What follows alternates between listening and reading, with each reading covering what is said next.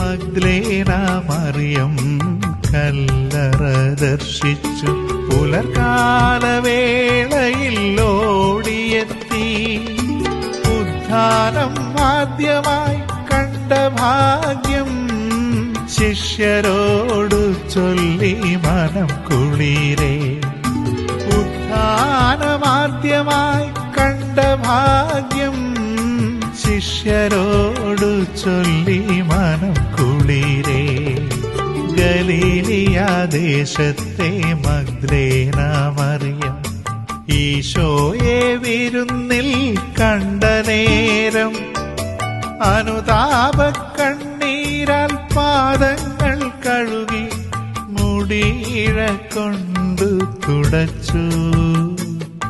സുഗന്ധ തൈലവും പൂശി